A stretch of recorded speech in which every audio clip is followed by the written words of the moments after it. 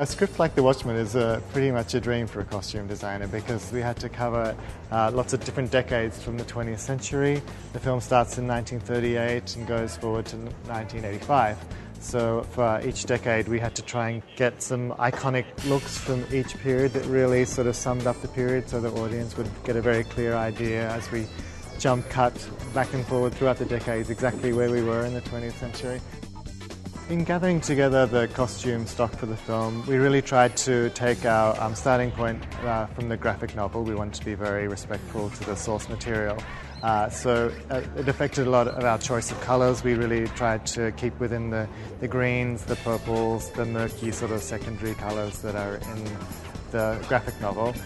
The number of extras that we have to dress for this film is pretty considerable and far-ranging. We have everything from flower children protesting in 1960s to Soviet soldiers, and the range is really pretty phenomenal. Most films are usually in like a particular period. This one is incredibly labyrinthine in that it jumps through lots of decades, so we had to make sure we were ready for any situation that we would come across.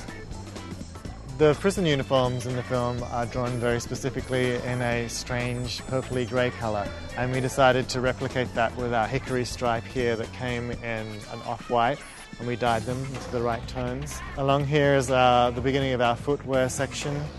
We have everything from period cowboy boots in the 70s right through to shiny patterned uniform shoes. This is one of our uniform aisles. There's lots of uniforms in the film, and each one was researched fastidiously. We've got everything from 1938 NYPD here. We've got V-Day here with lots of sailors. We have diner waitresses, prison cooks. We've got it all, security guards.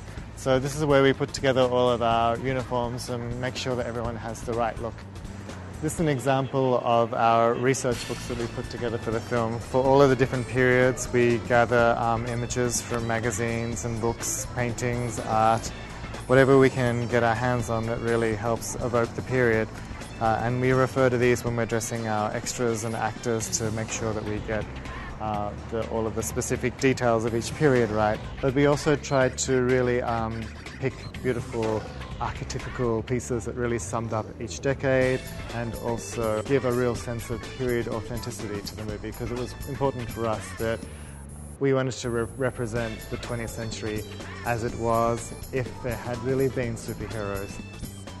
They had to have a sense of humanity and unusually sort of detailed texture to them. We didn't want them to feel like they were all airbrushed and from another universe. They were very much real too. So when you see the street clothes next to the superheroes, you can see that there's a link of humanity between them. That sort of applies to all of the costumes really for the film. We really wanted to have a real lived-in feel to it to convey the sense of the late 20th century being in this very paranoid, desperate sort of position on the brink of like nuclear disaster. So that's what we tried to convey in the costumes.